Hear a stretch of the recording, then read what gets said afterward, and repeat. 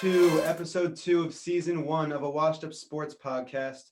We are an authentic sports commentary from the perspective of two washed up athletes. I'm joined with my co-host alongside Max Lindley, and this is Evan Klein. Welcome.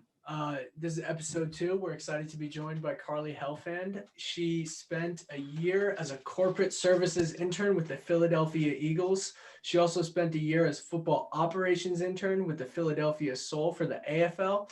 And then most recently, she is a scouting assistant for the Tampa Bay Buccaneers in the NFL. Thanks for joining us, Carly. We're Welcome, super excited Carly. to have Thanks you. for coming on. Thanks, guys. Really happy to be here. Awesome. Thank you. So we're going to get going with the interview. So Carly, as a scouting assistant, what does your job entail, and what scouting are you personally responsible for, and what does an average weekday look like for you? Yeah, sure. So as a scouting assistant, there's me and 3 others, and we help with both the college and pro side. During the season, we'll have our own pro team. So essentially that means that we just have to write up every guy on the teams that we're assigned to, any guy who had enough evaluative snaps. For example, I had the Steelers, the Dolphins, and the Ravens last year. So I was responsible to write up all those guys. We also have our own small schools that our area scouts might not get to on the college side. So we have to write those guys. We go to the school, we get character on them, and we're responsible for them come draft time.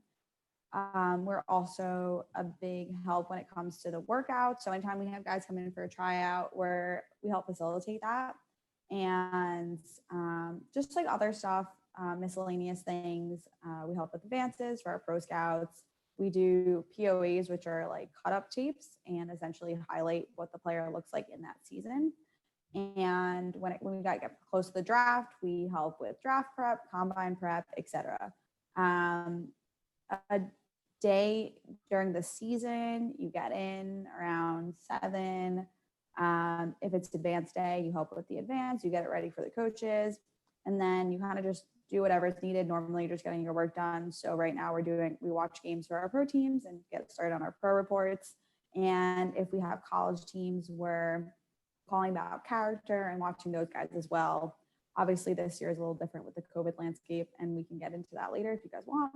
And so kind of whatever's thrown at you, you got to be ready for, and just be willing to help with whatever's needed. Especially this year with COVID, we've been asked to do some things that aren't even in our job responsibilities. So it's been pretty interesting.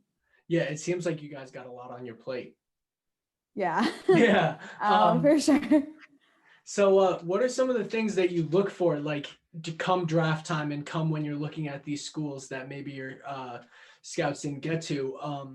What are you looking for in a player, and like how much of a factor is fit? Like, will this player fit into our culture, our system?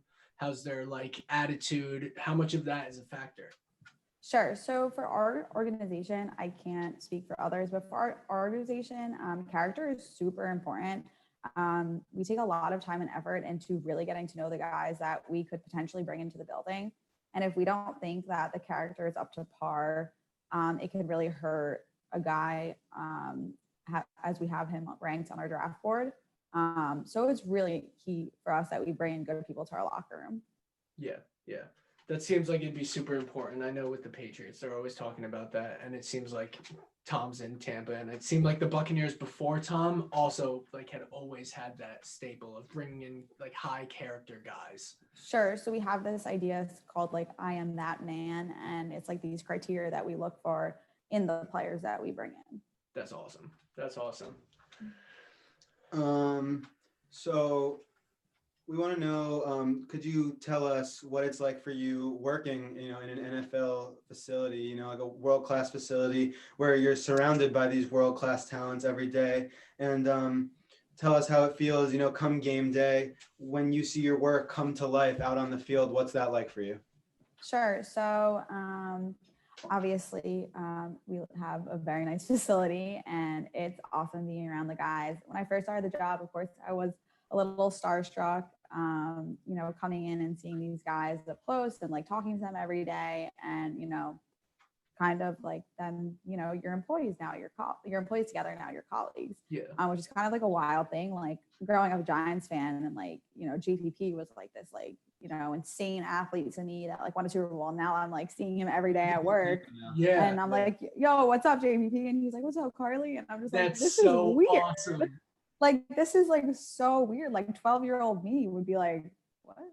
So Like, so no. was that like your welcome to the NFL moment? Like when you met JPP, were you like, holy crap? I just couldn't like, I guess it was just kind of like, whoa, like this is kind of real. Like, so now when I'm around the guys, it's kind of normal. Like, it's interesting because it's like, wow, like Mike Evans is someone's hero, but like, I just say hey to him in the hallways, like it's normal.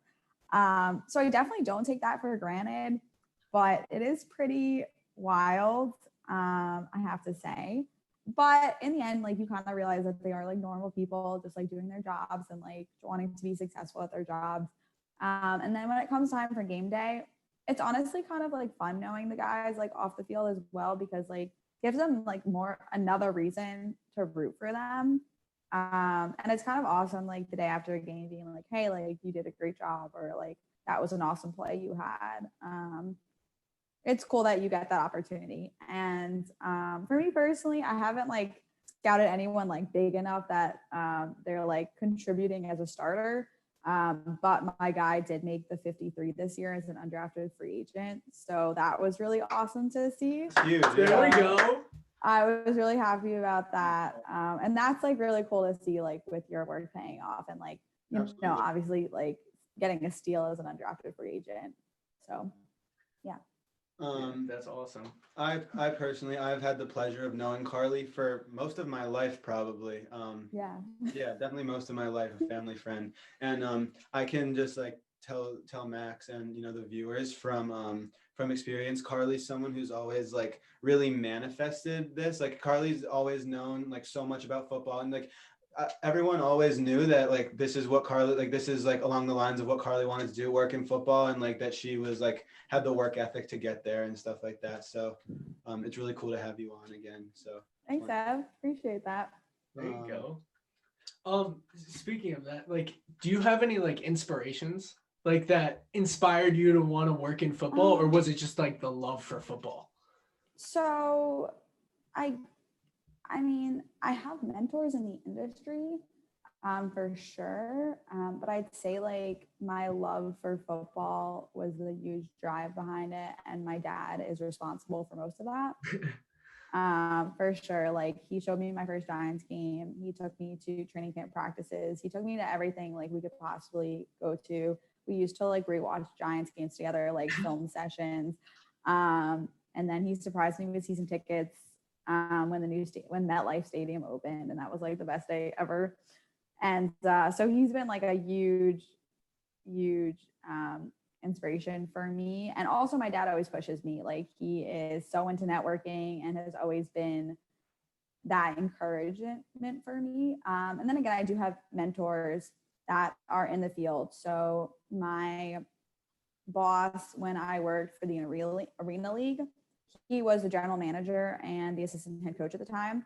He left mid-season to go work for the league headquarters in the city as a game operations guy. And we've stayed really close, and he was like the best boss I've ever had, like always there for me, teaching me things, like really like saw my potential, and like we're still in touch all the time, and he's really, really a good resource for me. And then also the O-line coach at Maryland right now.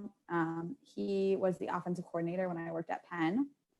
And he was the first coach that kind of like let me under his wing to watch film with him. He would let me sit in his offensive meeting room and like watch film with all those coaches. And that's like really when I learned like what to look for in players and like how to use football terminology when like evaluating guys. So he was a huge step in me learning what I know now. And Penn was your first time working at like the higher level of football, right? Yeah.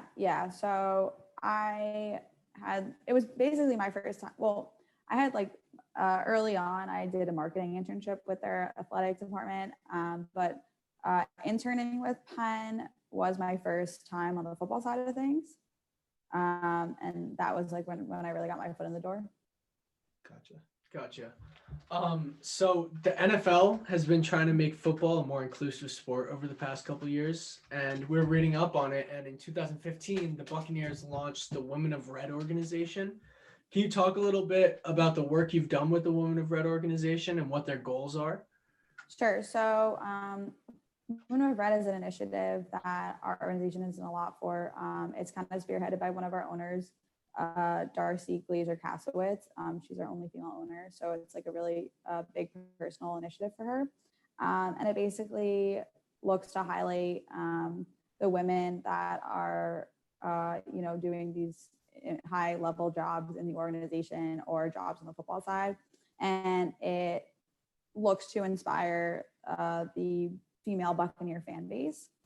So normally they do in-person events, like something during training camp, et cetera. And it's like they invite all these women and they have people talk to them just like about what's going on in the organization. And then, they get the chance to talk to players, our GM, et cetera, and just like get the experience that our organization gives them. And then this year we did a virtual event, which was cool.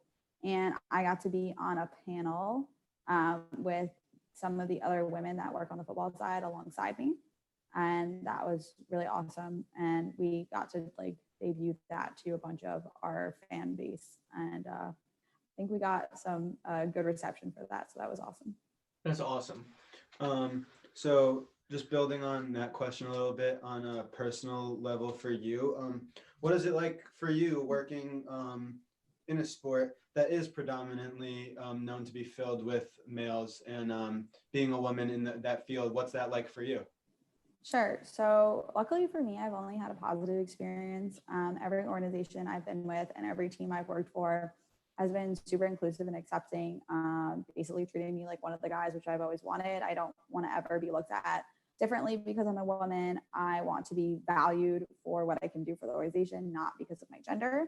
And I've always made that very clear. And like I said, every organization I've worked with has been awesome and has only empowered me more. I do have to say, like, I'm kind of used to it now. Like, I'm used to being the only girl in the room. It doesn't like faze me anymore, which I think is a good thing. Like, I think the organizations that I've worked with personally have been doing a good job. And then like you look across the league and you see women coming into these different roles. And it's really awesome to see, like, just like it's super empowering. And like we do a really good job of like lifting each other up. Like we have a like a little group of like all the women on the football side throughout the whole league. And it's like 60 women. And like we all like connect with each other and like empower each other and are there to network with each other. And just like an awesome thing when you think about it, that like we are breaking boundaries. Like you don't realize it every day when you go to work, but like you like 10 years ago, this would have been unheard of. Absolutely. I mean, it's inspiring to us. It's inspiring, I'm sure, to many young girls around the country who see these women who are working in a sport that's been filled by men for 50, 60, 70 years. Like, and now finally women are getting the chance to work and show their value in a sport where it's not just about hitting each other. Like there's so much more to the sport and everybody can be a part of that. Right.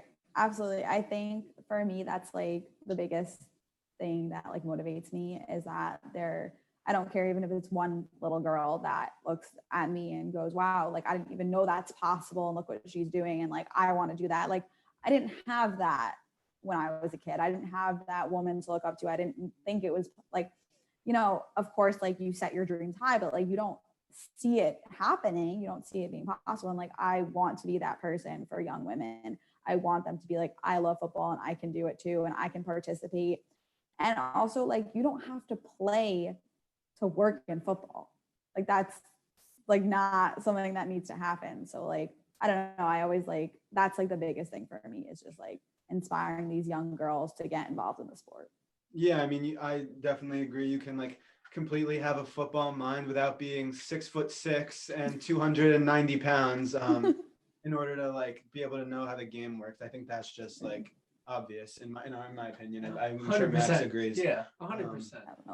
Definitely. I think it's also, I really do think it's cool to just like be able, like that next generation of women coming up. I think it's super cool to be able to like relay that message that like, everybody is really the same. And I think that's great. Yeah. So Yeah, we'd hate ourselves if we didn't ask. Okay. as How the is Patriots it? fans, How is it with I know Tom, where this is going. Rob? How is it in the locker room? Have you met them? Have you talked to them? Yeah. So I knew where this was going. I had to, we couldn't So- help ourselves. I know you had to. So Thomas is perfect as everyone says he is. No.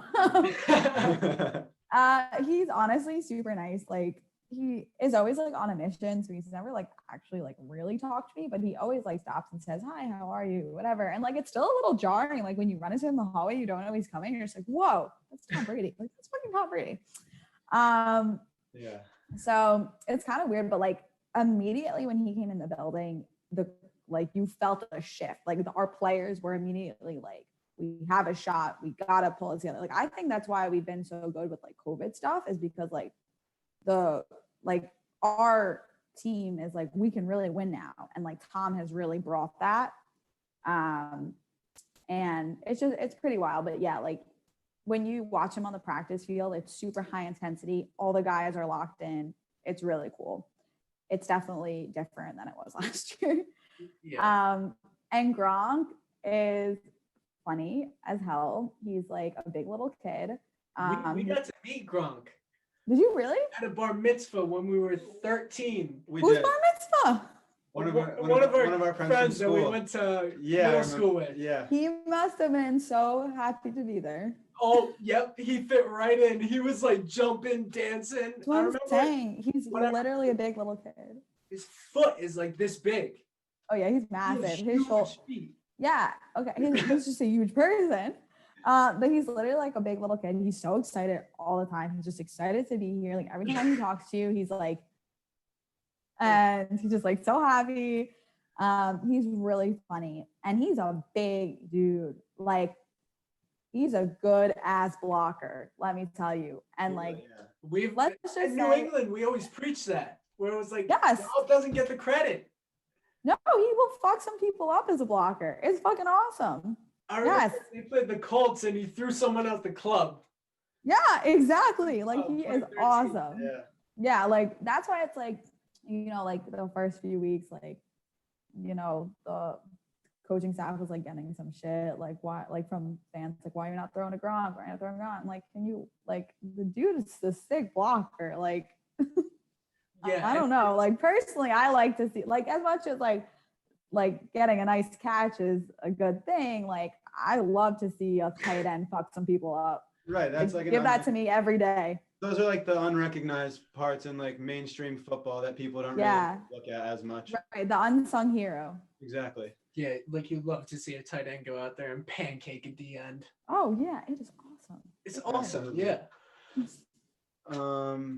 So another quick question. So what was the culture change in the building like with Bruce Arians coming in? Because like he's obviously a like very well-known coach and someone who definitely has like an established like culture, I'd say. So what's that like? Sure. So I wasn't in Tampa with the staff before, but I can definitely talk about Arians a little bit. He's definitely a player coach, but at the same time, if you fuck up, he'll come after you, which I think is like the perfect balance, because our guys like him, but also have a ton of respect for him. And he does a really good job at keeping that respect. He definitely like doesn't lose the team. Like I think that's super key with a head coach. Like even when you're losing, you have to maintain the respect of the team. And he definitely has that. I think it's definitely like a work hard, play hard mentality. But if you're not working hard, he will let you know. Right. And he can go off sometimes. Like off. And it's entertaining, I'll give you that. But he is an awesome coach. And like it's really cool to have him in the building. And he's super respected by everyone. That's sweet. That's awesome. Yeah, So yeah, one more thing. we talked about Tom and Rob. There's also two like superstar wide receivers on the Buccaneers. Do Yep. they make the catches they make in games like consistently during practice, like just like when they're training? Is that like an everyday type of thing? Yeah, so Chris is definitely a like more of a practice guy than Mike. Like Chris will go hard 24/7. Like that kid is so tough. Mike takes his kind of breaks here and there. Like it's definitely like different with Tom being around, but like he still likes to like take a play off here and there and like chill out. He's like, I got this. Like I'm Mike Evans, you know. So He's what, it's definitely 6'5"? Yeah. they definitely like practice a little differently. But like with Mike, when it's game time, he fucking turns it on. He'll play through injuries, etc. And Chris will do that 24/7. Yeah. I mean, Mike looked pretty good last game, right? Oh yeah, just kind of Yeah. a little. Yeah, I know. No, they look good. They definitely look good. They do. And, I'm sure that's Yeah. exciting for you and everyone else in the building. Yeah. So so far so good. You know, with the Bears coming up on a short week, we'll see how we do. We are coming off a lot of injuries, Yeah. which isn't great, but hopefully have enough depth to make it work. So as we get ready to wrap up the interview, just do you have anybody you want to just like shout out or something like that? Like Any shout outs? Anybody you want to say thank you to? Oh, thanks, Dad. You're awesome. Awesome. Sweet. Shout out, Dad. Shout out to Dad for making me fall in love with football. So, Carly, good luck to you going forward this season. We can't tell you how much it means to us that for you to come on, and just thank you again so much. Thanks so much. Yeah, of course, guys. This was awesome. Thank you so much, and good luck with everything. Thank you. You too. Go Bucks. Go Bucks. This episode is brought to you by The Daily Scoop. The Daily Scoop is the premier dog walking and pet sitting service of Bergen County, located in Glen Rock. The Daily Scoop provides service not only to Glen Rock, but to several surrounding towns as well. The Daily Scoop ensures that your pets are getting the best possible care while you can't be with them. Inquire for more at www.thedailyscoop.com. That's scoop with a K at www.thedailyscoop.com. So, that was an back. awesome interview with Carly. That was phenomenal. Thank you, Carly. That was fantastic. Thank you, Carly, for coming on. We appreciate it a lot. We know you don't have a lot of time. You got a busy schedule working for the Buccaneers, so we really appreciate you taking some time out of your day to talk to us. Absolutely. So we're gonna get started with some Q&A from the Instagram. We put up a couple poll questions for some people on the IG to answer. So Max is gonna pull that up, and we're gonna talk about your responses a little bit. All right, so first question we put up on the Instagram was, who's the MVP through week 4 of the NFL season? The answer we got the most, Evan, was Russell Wilson. We got 4 people who said Russell Wilson. And then we got a couple joke answers in there. Someone said Adrian Peterson. But I think that's actually a good point. Like, although Adrian Peterson may not be in the MVP discussion, he is in the discussion of, like very good player this year. Like a goat running back. Yeah, like he's been very good Obviously this not year even for close the to Lions. MVP, but yeah, no, he's been effective. Yeah, we got a impressive at Carson his age. Wentz, which after last night, I guess maybe. Oh, get out of here, Eagles. No, not Carson Wentz, and Dirty then Eagles Dak fans. Prescott. Dak Prescott has played well this year, but that defense cannot keep letting up 400 yards a game. Not good for the Cowboys. Yeah, I mean, I bet you can probably agree. Russell Wilson, I think, should be the obvious answer for. Yeah, I think Russell Wilson is the Front front runner for runner, and MVP I right think now. a couple other names up there just to throw out. I think you got Lamar, even though that performance against the Chiefs last week, I think Lamar's still up there. I think you got Josh Allen. Josh Allen, 100%. Totally. Josh Allen played really well this weekend. And Freaking Buffalo, man. Oh, my God. Yeah, Buffalo. They are legit. Buffalo is legit. If you couldn't tell already. Yeah. So Josh Allen, yeah, Russell Wilson. People were saying Kyler Murray the first 2 weeks, but after last weekend, I'm not sure how many Get out are of there on with that. train. Russ is in full effect, and I don't think he's slowing down anytime soon. So I don't think so either. I think we should leave that there. Yeah. You know. All right, so Russell Wilson is our favorite for MVP right now. So the next question we have, we're gonna get into some MLB playoffs. So the next question we polled you guys was, what 2 teams do you think will be playing in the World Series? We got a bunch of different answers. A couple are similar, a couple aren't. We got 3 Yankees and Dodgers. So I think a couple people want to see a classic matchup. Yeah, and that's like definitely a strong possibility as well. Couple things from me on Yankees Dodgers. I'd say definitely possible. The Dodgers I feel like always find a way to like screw up late in the playoffs, whether it's World Series, whether they can make it as much as they want, but so yeah, so that's that, and then I think the Rays are super legit. Yeah. Just all year, the Rays have been killing it. And I think that they could really, make their mark. The Rays haven't been in a position like this in so long, and for them to be in the position, hopefully the moment's not like too big for them. Yeah. Yeah. You're right. It's been a while since the Rays, they've been in a position like this, and I think they're super excited for it. And it's going to be exciting. To watch. I think they definitely have the talent, and I think the Yankees I think are going to be the ones standing in their way. Yeah. So they got to get through that nightmare of a of a lineup from the New York Yankees. 100%. Yeah. It should be a good series. Yeah, I mean. The MLB is just with the 60-game season and everything. It's just been like weird, you know what I mean? It's different. Feels weird. Yeah, I think you're right. A couple other people's said Rays Braves. The Braves, they just impress me because they went through a real rebuild. There was a point where the Braves were the worst team in baseball, and it wasn't even a question a few years back. They had nobody, and their prospects that were supposed to come up and be the guys, they're the guys. They're Ronald Acuna, Ozzie Albies. They have Dansby Swanson, Freddie Freeman's obviously the leader of the team, and some solid pitchers. The Braves are impressive, and I think they're competitive.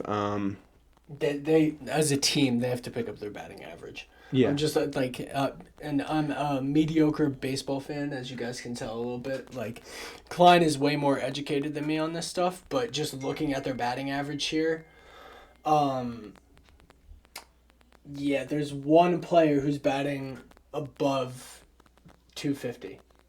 Everybody else is below 250, and multiple players in the hundreds. So they got to pick that up if they want to continue this playoffs. That's for sure. And then on the other side of that matchup, you have the Miami Marlins, which is just crazy for them to be here.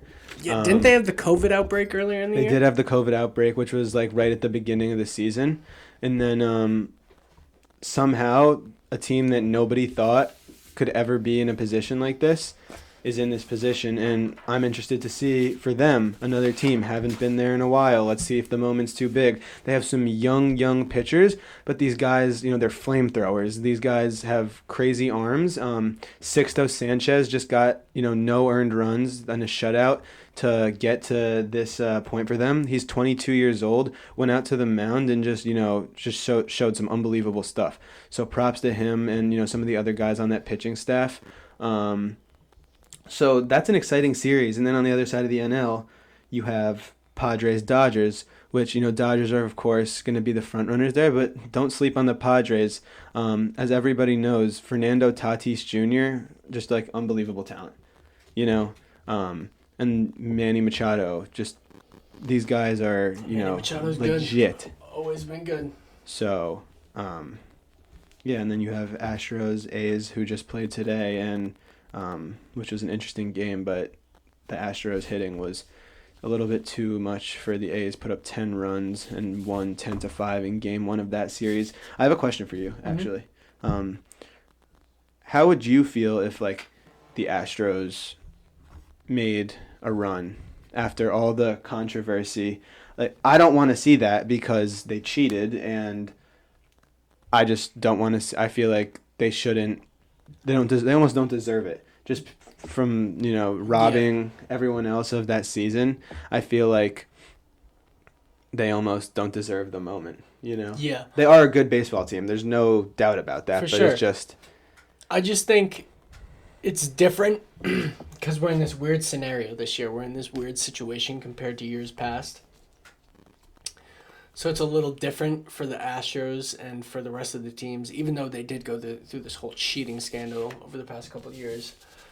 And I think it's just different. So it's not like you can feel both ways. You can feel upset that they're still in it and be like, they don't deserve this. And you could be like, well, they already like were caught and like they're not doing it now. So Right. why not let them play? But like it doesn't really matter because we're in this such a weird season. Like I feel like I've heard everybody been saying that about most sports that are playing this year. Like it's just been such a weird season for sports that winning, losing, like although you want your team to win and lose, but it's like not as weighted as it usually would be. right. I feel that. I know what you mean. Especially, you know, whoever wins this year gets an asterisk next to their name That's what I mean. from the COVID. Like there's less weight Yeah, I guess. attached to a I know what you mean. championship. But, yeah, no, I get it. But, you know, championship at the same 100%. time. So that's interesting. So we're going to move on from baseball, but should be interesting to see how the playoffs unravel there. And Max has a little something back to the NFL a little bit to share, a little take that he has that he wanted to share with you guys. Drew Brees, Sean Payton, and the New Orleans Saints are missing the playoffs. So my question, that's Max's hot take.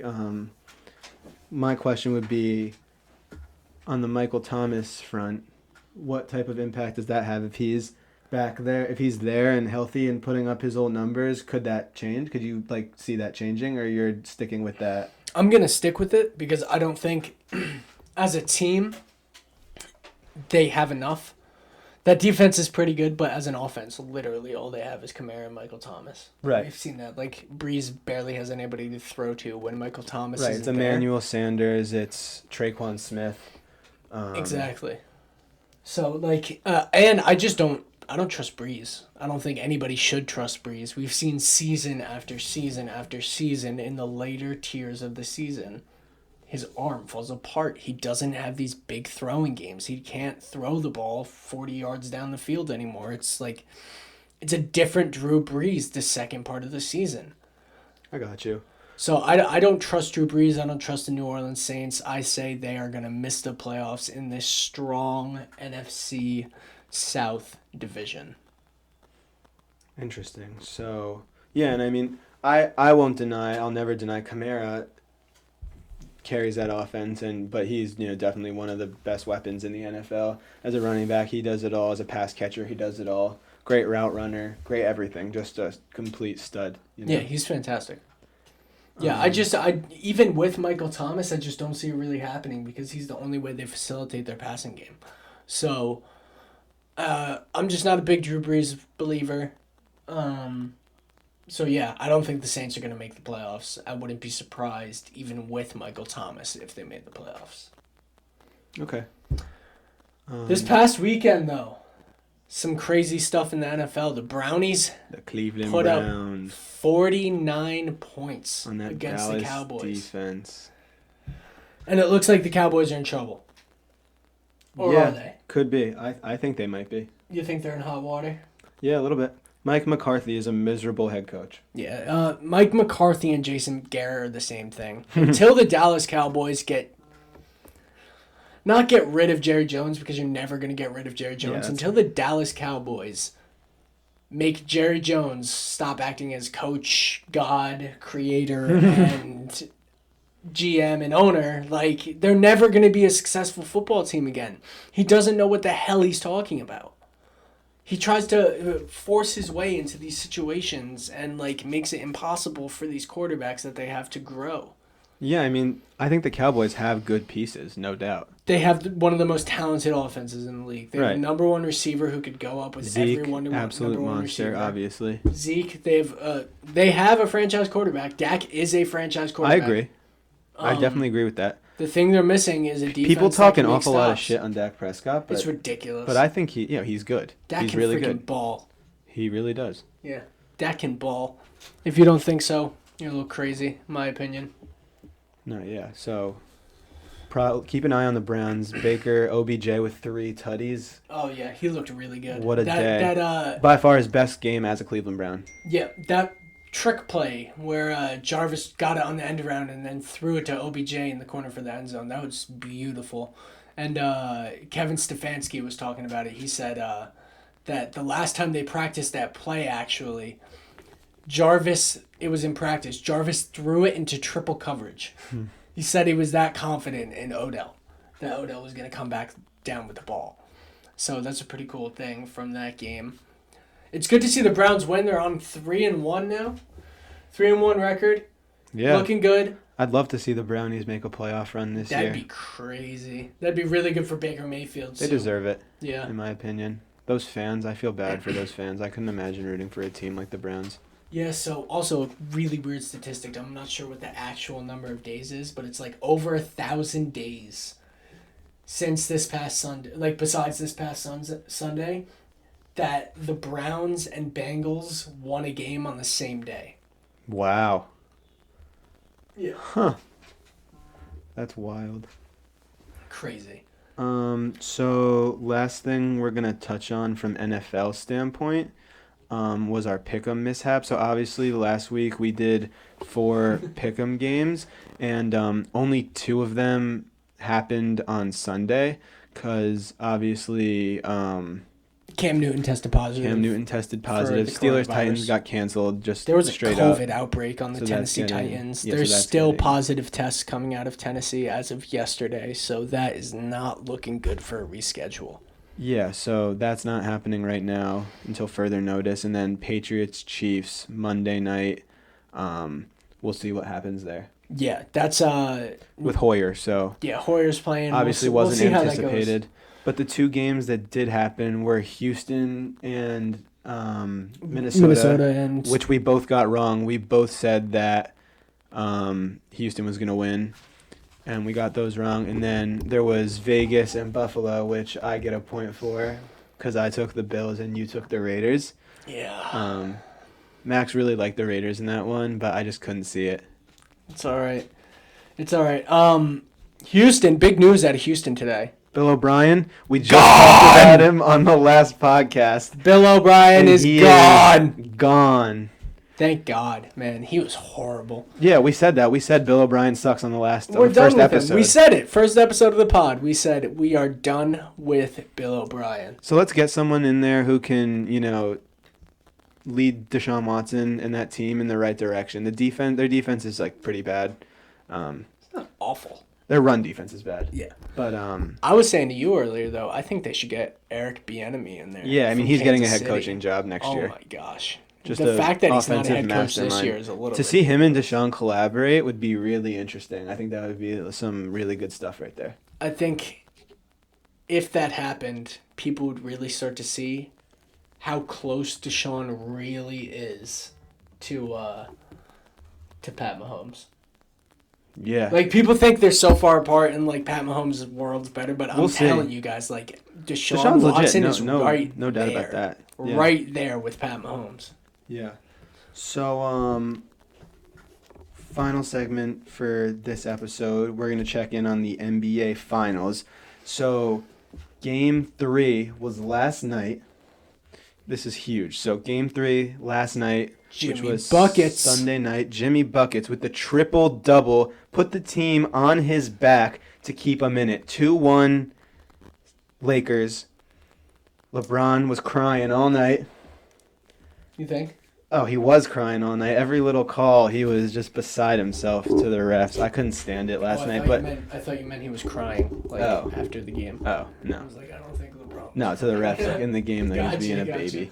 Yeah, Jimmy Buckets looked awesome. But listen, last night, no Goran, no Bam Adebayo, 2 of the big producers for that team, and I just have to respect that Game 3 performance. 2-0 to the best team in the NBA. Everybody and their mother is betting on the Lakers. Yeah. So Everybody and their grandmama yeah, put so their I money on the respect that. Lakers. And to have people that are hurt, Bam Adebayo included, who's just like one of the guys they play through. That's just like some never say die type shit right there. Yeah, you know? like Jimmy Like, Butler really stay in like the that was series. like He did it all last night. resurrection to Yeah. save the city of Miami. Yeah. It was nothing short of impressive. So we'll see.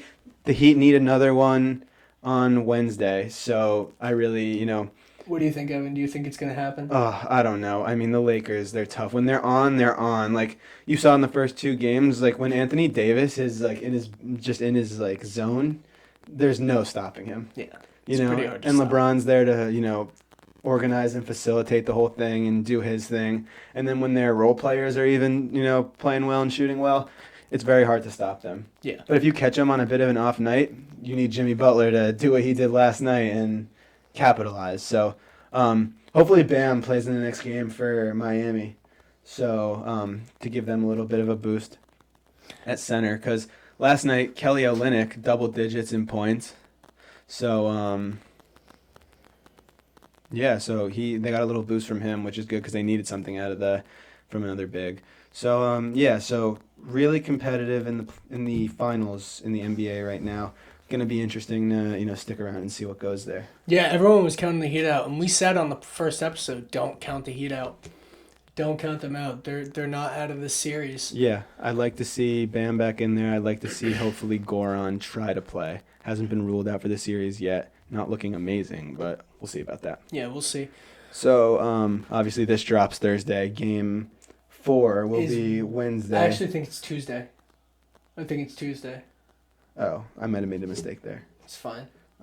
But It's Tuesday. I think Game 4 is Tuesday.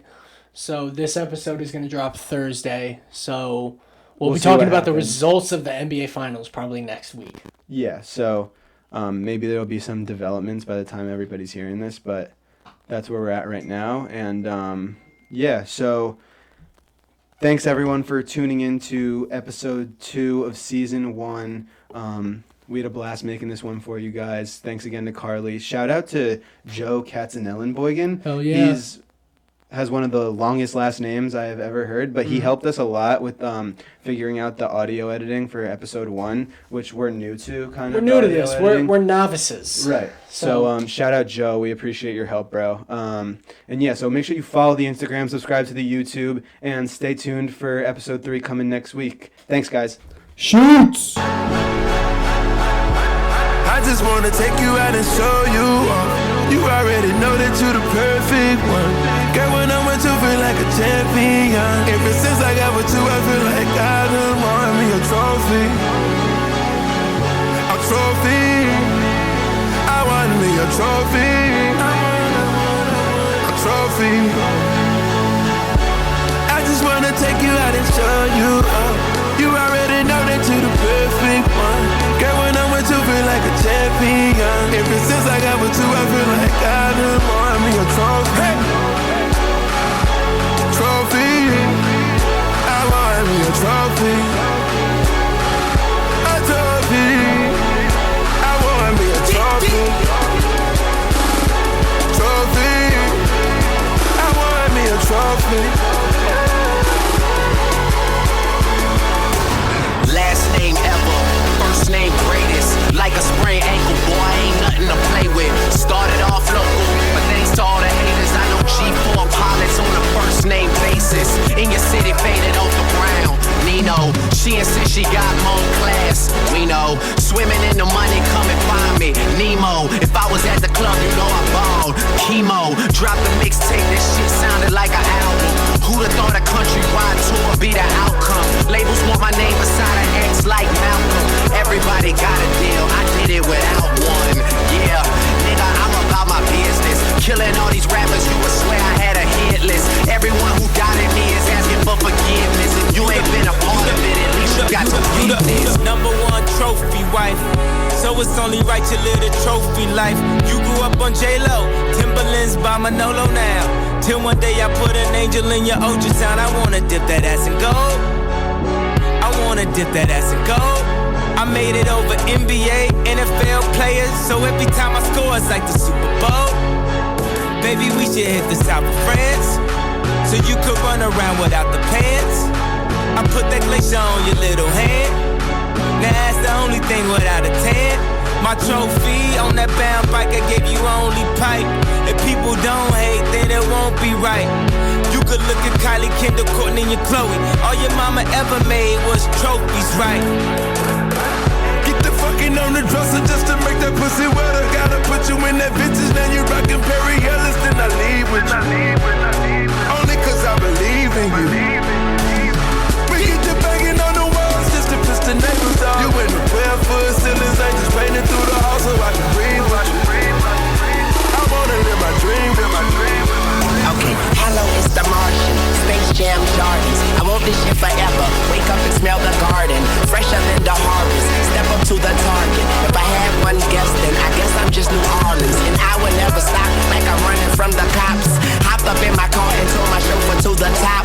Life is such a fucking roller coaster, then it drops. But what should I scream for? This is my theme park. My mind shine even when my thoughts seem dark. Pistol on my side, you don't wanna hear that thing talk. Let the king talk, check the price and pay attention. Lil Wayne, that's what they gotta say or mention. I'm like Nevada in the middle of the summer. I'm resting in the lead, I need a pillow and a cover. Shh, my foot sleeping on the gas. No great pass, no such thing as last. I just wanna take you out and show you out. You already know that you're the perfect one. Girl, when I'm with you, feel like a champion. Ever since I got with you, I feel like I done won me a trophy. Hey! Trophy. I want me a trophy.